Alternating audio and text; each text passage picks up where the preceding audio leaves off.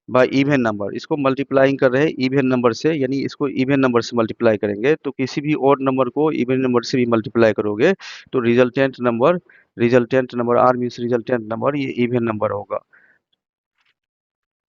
Statement three क्या है? Statement three है थ्री स्टेटमेंट है। इसका मतलब क्या है? इसका मतलब स्टेटमेंट टू भी करेक्ट है। अब स्टेटमेंट थ्री देखते हैं। क्यू प्लस आर का whole square into P plus S. तो देखो, सपोज कि इसमें कई केस ले सकते हो। सपोज कि मैंने मान लो कि पी ले लिया, कोई भी पॉजिटिव और इंटीजर ले लिया, और ये इवन ले लिया, ठीक है? तो ऑड और इवन को जोड़ते हो तो ऑड आता है। और सपोज कि ये, जैसे मान लो कि ये ले लिया, ऑड ले लिया, और ये इवन ले लिया, ठीक है? तो ऑड और इवन को जोड़ दो तो ये ऑड आ रहा है। तो आप क्या देख रहे हो कि यहाँ odd into odd, odd into या ऑड। मैंने बताया था कि ऑड रहे और उसमें कोई भी पावर, चाहे ऑड लिखो, इसकी पावर ऑड लिखो या इवन रखो, तो इसका मतलब ये है कि अगर जैसे ऑड इंटू ऑड, तो ऑड स्क्वायर हो गया, तो इवन रखो या ऑड रखो, तो ऑड की पावर कुछ भी रखोगे तो ऑड ही आएगा, ठीक है? अब यहाँ ऑड को ऑड से मल्टीप्लाई करो, तो ऑड को ऑड से मल्टीप्लाई करो तो क्या आ रहा है? यानी ऑड आ रहा है। तो इसका मतलब ये है कि स्टेटमेंट थ्री भी करेक्ट है। Statement three also correct. Statement three also correct, यानी हेंस इसका ऑप्शंस, यानी आंसर डी हो जाएगा। यानी जो उसमें था, अ, जो ऑप्शन दिया हुआ था इसमें डी, अगर ऑप्शंस है वन टू थ्री, तो इसका मतलब ये आंसर डी हो जाएगा। Now I am going to see another important question. If sum s equal to x plus yz, where x and y and z are distinct prime number, यानी कह रहा है कि जो एक्स वाई जेड का value जो भी है वो डिस्टिंक्ट है। कुछ भी होगा, मान लो जैसे 3 5 7 ले लो, लेकिन कोई भी डिस्टिंक्ट थ्री नंबर है X Y Z, each less than 10, यानी अगर इसमें से कोई भी प्राइम नंबर है, इस तीनों को अगर ऐड करोगे तो 10 से कम आना चाहिए। स्टेटमेंट फर्स्ट कर रहा है, स्टेटमेंट फर्स्ट कर रहा है कि दी यूनिट डिजिट ऑफ सम यानी एस का जीरो हो सकता है। तो चेक कर लेता हूँ, कोई ऐसा डिजिट पुट करो ताकि वह सम जीरो आना चाहिए। जैसे 2 और 3, अब अगर 5 अगर ऐड कर दिया तो ये 10 आ गया। तो 10 में देख रहे हो लास्ट डिजिट यानी यूनिट डिजिट जीरो आ रहा है। तो यूनिट डिजिट अगर जीरो आ रहा है तो इसका मतलब therefore statement one is correct, यानी स्टेटमेंट वन करेक्ट है। फिर उम, मुझे चेक करना है statement two. Statement two check करो। स्टेटमेंट टू कह रहा है कि जो सम है वह 9 आना चाहिए। तो देखो, स्टेटमेंट टू चेक करने के लिए कोई भी लोग, अगर जैसे मान लो कि 3 प्लस 5 और या 7 लो, क्योंकि ये डिस्टिंक्ट है तो रिपीट हम लोग नहीं कर सकते हैं। मतलब अगर 5 है या 3 है, 3 को रिपीट नहीं कर सकते हैं, डिस्टिंक्ट है, डिफरेंट लेना पड़ेगा तीनों। तो देखो इसमें 15 आ रहा है।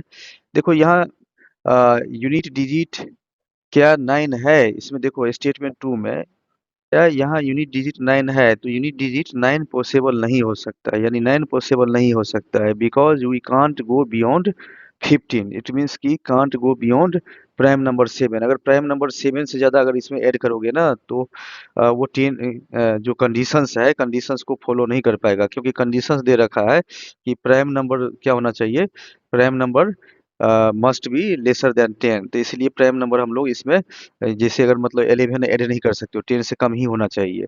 तो इसका मतलब है कि स्टेटमेंट टू रॉन्ग है, ये स्टेटमेंट टू रॉन्ग है, फर्स्ट करेक्ट था। अब हम लोग चेक कर लेते हैं स्टेटमेंट थ्री। तो स्टेटमेंट थ्री कह रहा है कि यूनिट डिजिट क्या 5 हो सकता है? यस 5 हो सकता है। कैसे? देखो अभी जो आपने देखा स्टेटमेंट टू को जो चेक किया था यहाँ 5, तो यहाँ 5 आ गया। यानी स्टेटमेंट थ्री में कि अगर 3 प्लस 5 प्लस 7 अगर करते हो तो 15, यानी यूनिट डिजिट 5 हो सकता है। Therefore statement three is correct, hence option C is correct, यानी वन और थ्री करेक्ट होगा। Now next question is, let P and Q be positive integers. P and Q be positive integers satisfying P lesser than Q. कह रहा है कि P और Q positive integers है, जहाँ Q का वैल्यू ज़्यादा होना चाहिए, यानी P स्मॉलर होना चाहिए, और साथ में कह रहा है कि P और Q इक्वल टू K होना चाहिए। What is the smallest value of K? यानी P और Q को अगर ऐड करोगे तो ये K वैल्यू आएगा। इसमें स्मॉलेस्ट वैल्यू निकालना है K का, लेकिन साथ में कंडीशंस है कि doesn't determine P and Q uniquely, ठीक है? अब देखो इसका मतलब क्या हुआ। कह रहा है कि पॉजिटिव इंटीजर्स, तो पॉजिटिव इंटीजर्स आप जानते हो कि स्टार्ट होता है 1 से। यानी positive integers 1 2 3 dot dot infinite, और कंडीशंस यहाँ दे रखा है कि पी क्यू से लेसर है, और साथ में कंडीशंस ये है कि पी प्लस क्यू के होगा, लेकिन इसमें कह रहा है कि के का स्मॉलेस्ट वैल्यू फाइंड करना है, और स्मॉलेस्ट वैल्यू तो फाइंड करना है पी के का, लेकिन इसमें कंडीशंस है कि पी और क्यू यूनिक नहीं होना चाहिए, नॉट यूनिक नंबर। ठीक है, तो देखो इसके लिए अगर हम लोग ट्राई करते हैं कि अगर हम लोग इसका वैल्यू रखते हैं, सपोज कि मैंने इफ के का वैल्यू रख लिया, के का वैल्यू 3 रख लिया, तो क्या होना चाहिए, पी प्लस क्यू का इक्वल टू के, यानी ये 3 होना चाहिए। कोई भी वैल्यू पुट करो, सपोज कि 1 + 2 रखते हो तब भी 3 आ रहा है, यानी के का वैल्यू 3 आ रहा है, और यहाँ अगर 1 और प्लस जैसे अगर मान लो कि ये कोई और वैल्यू पुट करते हैं, तो यहाँ देखो ठीक है, यहाँ तो आ रहा है 1 + 2 में आ रहा है, लेकिन अगर कोई और वैल्यू रखो, पी और क्यू का कोई और वैल्यू पुट करके देखो, सपोज कि 1 + 3 पुट कर दिया तो यहाँ 4 आ रहा है, और सपोज कि जैसे मान लो कि यहाँ इसको ध्यान से देखना होगा, समझना होगा कि अगर मैं इसमें पी का और क्यू का वैल्यू, जब अगर मान लो कि पी का वैल्यू 1 रख दिया और क्यू का वैल्यू 4 रख दिया, और ये 2 भी रखोगे तो 3 भी रखोगे, तो इस दोनों केस में 5 आ रहा है। क्वेश्चंस क्या कर रहा है, क्वेश्चन कर रहा है, कंडीशंस देख रहा है, दिया हुआ है कि पी और क्यू यूनिक नंबर नहीं होना चाहिए। इसका मतलब है कि ये ऑप्शन सही है, यूनिक नंबर नहीं है, क्योंकि यहाँ दो पॉसिबिलिटी है। 1 + 4 करोगे तब भी 5 होगा, 2 + 3 करोगे तब भी 5 होगा, और since more than one value for P and Q, so not unique. जानते हो कि पी और क्यू के वैल्यू एक से अधिक पॉसिबिलिटी है, इसका मतलब यूनिक नहीं है, तो इसका मतलब कंडीशन सेटिस्फाई कर रहा है, hence value 5 is the smallest value of k which is not determining p and q unique. तो इसका मतलब आंसर इसका 5 होगा, आंसर इसका 5 होगा। क्लास में कुछ स्टूडेंट ऐसे पूछा था कि क्या हम लोग 1 + 5 = 6, 2 + 4 = 6 ले सकते हैं, तो देखो यहाँ मैं इसको नोट में लिख देता हूँ कि अगर p plus Q equal to अगर k लिखते हो, तो सपोज मान लो p प्लस की इसका वैल्यू मान लो कि 5 ले लिया, ये 6 हो गया, तो 2 + 4 भी 6 हो रहा है। ये बात सही है कि ये भी यूनिक नहीं है, यहाँ 2 पॉसिबिलिटी है कि 1 + 5 करोगे तभी 6, 2 + 4 करोगे तभी 6, but since here q is asked, question is asked for smallest value of k, it means कि 5 इज दी स्मॉलेस्ट वैल्यू, क्योंकि आप जानते हो कि 6 वैल्यू लार्जर है इससे, इसका मतलब आंसर हम लोग 5 लेंगे, तो ओवरऑल आंसर इसका 5 होगा। मतलब अगर उसमें क्वेश्चन अगर ये रहता कि मतलब जो स्मॉलेस्ट है उसका नेक्स्ट वैल्यू, तब ये 6 आंसर हो सकता था। नो लेट्स डिस्कस PYQ 2020, ये 2020 में पूछा गया था सीसेट में। आप यहाँ देख सकते हो क्वेश्चन कर रहा है कि consider statements, statement first is n is a prime number, and statement two n leave a remainder of 1 when divided by 4। मतलब जो भी नंबर n लोगे उसको अगर 4 से डिवाइड करोगे तो रिमाइंडर शुड भी 1 आना चाहिए। फिर इसमें कंडीशंस है कि if n is a unique natural number between 10 and 20, मतलब नेचुरल आपको अ, जो n का वैल्यू है वो 10 से 20 के बीच लेना पड़ेगा। Then what is value of n, which of the following correct statements regarding above statements and questions. तो यहाँ कह रहा है कि स्टेटमेंट 1 alone is sufficient to answer the question, statement 2 is alone is sufficient to answer the question, और फिर कह रहा है कि statement 1 and 2 together are sufficient to answer the question, but neither S1 alone and nor S2 alone is sufficient to answer the question। फिर इसमें last है कि S1 and S2 together are not sufficient to answer the question. हालांकि इसका answer option last D option होगा। अब कैसे होगा इसको चेक कर लेते हैं। एज पर क्वेश्चन, क्वेश्चन कर रहा है कि n प्राइम नंबर है, ठीक है, n प्राइम नंबर है, और उसमें कंडीशंस दे रखा है कि 10 से 20 के बीच होना चाहिए, जो प्राइम नंबर होना चाहिए बिटवीन 10 से 10 एंड 20 होना चाहिए। तो इसका मतलब इसका वैल्यू ले लो, 11 ले लो, 13 ले लो, 17 ले लो, 19 ले सकते हो 10 से 20 के बीच में। फिर स्टेटमेंट टू में क्या कर रहा है कि अगर हम लोग डिवाइड करेंगे उसको 4 से, तो रिमाइंडर कितना आना चाहिए, रिमाइंडर आना चाहिए 1। तो ये देखो ये दो नंबर है, इसको अगर 4 से डिवाइड करोगे, तो अगर 4 से डिवाइड करोगे 13 और 17 को, तो इस केस में remainder, R means remainder, remainder इसमें 1 आएगा। We are not getting unique number. याद रहे कि हम लोग यूनिक नंबर हमें नहीं मिल रहा है, क्योंकि यहाँ दो पॉसिबिलिटी है। बिकॉज ऑफ टू नंबर, क्या मैंने बताया कि we are not getting unique number because of two number 13 and 17। तो n is not unique number. So इसका आंसर ऑप्शन डी हो जाएगा, ऑप्शन डी आंसर इसका हो जाएगा। लेट्स सी पी वाई की 2023 question is three of five positive integers P Q R S T are even. मतलब five positive integers में three even है and two of them are odd. Not necessary order, order में नहीं लेना है। ऐसा नहीं कि मतलब पी क्यू आर को ऑड मान लो और एस टी को इवन मान लो, किसी को भी ऑड इवन मान सकते हो।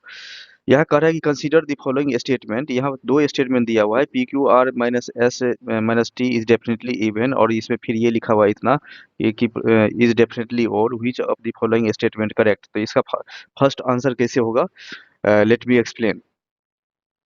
सबसे पहली बात ये है कि आप जानते हो कि मैं इसको इरेज कर रहा हूँ, इसको एक्सप्लेन करने जा रहा हूँ कि कैसे होगा। देखो, सबसे पहली बात ये है कि जैसे अगर इवन नंबर लेते हो या इवन नंबर लो सपोज, और फिर इवन लो, क्योंकि फाइव पॉजिटिव इंटीजर्स है और बाकी जो टू है सपोज कि ओड ओड ले लिया, ठीक है। तो फाइव पॉजिटिव इंटीजर्स में से मैंने थ्री को कंसीडर कर लिया, क्योंकि क्वेश्चन में दिया हुआ है कि थ्री इवन है और टू ऑफ देम ओड है, तो ओड है। आप ये जानते हो कि अगर three are even it means कि उसको ऐड करोगे तो ये इवन नंबर आएगा, और टू आर ओड तो ये ऑड नंबर है, तो इसको ऑड और ऑड को ऐड करते हो तो ऑब्वियसली क्या होगा, ये इवन आ जाता है। टू आर ऑड तो ये ऑड को इवन ऐड करोगे तो इवन और इवन को ऐड करो तो ये रिजल्टेंट नंबर इवन आएगा। देयरफॉर S1 इज इवन, यानी S1 करेक्ट स्टेटमेंट है, S1 करेक्ट स्टेटमेंट है। बिकॉज करा है कि ये डेफिनेटली S1 होगा। Now consider statement two. Statement two को हम लोग देखने जा रहे हैं। स्टेटमेंट टू में कह रहा है कि 2p+2r plus 2s plus q upon T.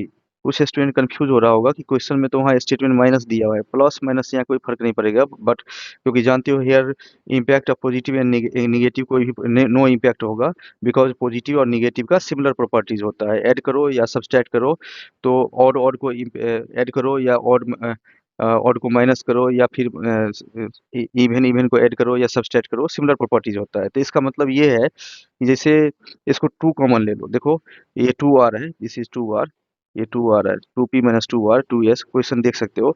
तो अगर ये टू कॉमन लोगे तो ये p plus r plus s plus q plus t आ रहा है। सपोज ये तीन नंबर को यहाँ हमने इवन एज्यूम कर लिया और इस दो को ऑड एज्यूम कर लिया, ठीक है। तो इवन और अगर ऑड को अगर ऐड करोगे, इवन और ऑड को अगर ऐड करोगे तो जानते ही हो कि उसमें ऑड नंबर आ जाता है। यहाँ तो सही है कि यहाँ ऑड आ रहा है, इसको ऐड करने के बाद यहाँ ऑड आ गया, ठीक है। लेकिन हम लोग फिर चेक करते हैं कि अगर सपोज कि इस नंबर को देखो,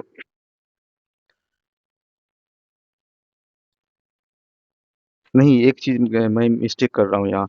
इस नंबर को इवन लोगे ना और इसको ये ऑड है और ये भी ऑड है, तो ऑड प्लस ऑड तो फिर इवन हो जाएगा ना। तो इवन इवन को ऐड करोगे तो ठीक है ये इवन आ जाएगा, यानी कहने का मतलब इवन प्लस इवन को ऐड कर रहे हो तो इसका मतलब ये इवन आ रहा है, यानी एस टू नोट करेक्ट। फिर से मैं बोल रहा हूँ कि इस यहाँ टू टू कॉमन ले लिया तो p+r s हो गया। क्वेश्चन में कर रहा है कि out of five positive integers three even है, तो थ्री ले लिया इसको इवन, और दो ऑड है तो ये ऑड और ऑड को जोड़ोगे तो इवन हो जाएगा। तो इवन, ये भी इवन और ये भी इवन, तो यानी इवन हो गया। तो ये सेटिस्फाई नहीं कर रहा है स्टेटमेंट टू, क्योंकि स्टेटमेंट टू कर रहा है ये और डेफिनेटली होगा। इसका हम लोग अल्टरनेट भी देख लेते हैं, अल्टरनेटिव इसका देखते हैं। अल्टरनेटिव में कि जैसे अगर मान लो हमारे पास 2 × p+r plus s plus q plus T ले लेते हैं, सपोज कि क्यू प्लस टी ले लेते हैं, और मान लो कि यहाँ ऑड नहीं लेकर के ये दोनों इवन ले लिया, और इसमें एक कोई एक ले लिया इवन ले लिया और ये दो ऑड ले लिया, बिकॉज जानते हो कि फाइव पॉजिटिव इंटीजर्स में सिर्फ और सिर्फ दो ही कर रहे थे, दो को सिर्फ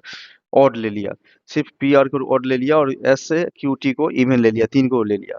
अब देखो अ, अगर इस ऑड और इवन को ऐड कर लो, क्योंकि देखो यहाँ दो ऑड नंबर है तो ऑड और इवन हो जाएगा, तो ओवरऑल ये फाइनली ये इवन नंबर में हो जाएगा चेंज। और ये इवन ऑलरेडी है, तो ये वाला इवन और ये वाला इवन को जोड़ो तो यहाँ देखो ये फाइनली इवन नंबर आ रहा है। कुछ एनोदर केस ले रहा है, एनोदर केस ले रहा है, चेक कर लो। देखो क्वेश्चन तो मैंने सॉल्व कर दिया है कि इसका स्टेटमेंट वन करेक्ट होगा, बट हम लोग समझाने के लिए बता रहा हूँ ताकि कंसेप्ट क्लियर हो जाए। एनोदर केस ले रहा हूँ। देखो स्टेटमेंट टू में क्या था, स्टेटमेंट टू था कि 2 × P+R plus S plus suppose कि मान लो कि ये अनदर केस में Q+T है, और मान लो कि इसमें से ओड ले लिया। ठीक है, इससे पहले दोनों को Q और T को इवन ले लिया था, तो यहाँ हम लोग एक को ओड ले लिया, एक को इवन ले लिया। सपोज यहाँ कोई ओड ले लिया और इस दोनों को इवन ले लिया, क्योंकि टोटल जो पॉजिटिव इंटीजर है टोटल 3 इवन होना चाहिए। ये 2 ये पॉजिटिव और ये पॉजिटिव हो गया। तो आप जानते हो कि इवन और यहाँ ओड है, तो इवन और ओड है देख लो, तो ये क्या आना चाहिए? अगर तो इसमें चूंकि जानते हो ना कि 2 से मल्टीप्लाई कर रहे हो, तो 2 को अगर और को मल्टीप्लाई करो तो फाइनली इवन हो जाएगा, तो ये फाइनली इवन हो गया। मल्टीप्लिकेशन में है और ये ऑड और इवन को जोड़ोगे तो ये ऑड आएगा। तो आप देख रहे हो कि इवन और ऑड को जोड़ रहे हो, तो यहाँ क्या आ रहा है? इवन ऑड में ऑड आ रहा है। तो यानी स्टेटमेंट 2 कर रहा था कि वो डेफिनेटली एस टू, यानी वो मतलब एक तरह से क्लेम कर रहा है कि ऑलवेज वो ऑड होगा, तो यहाँ ऑड तो आ रहा है।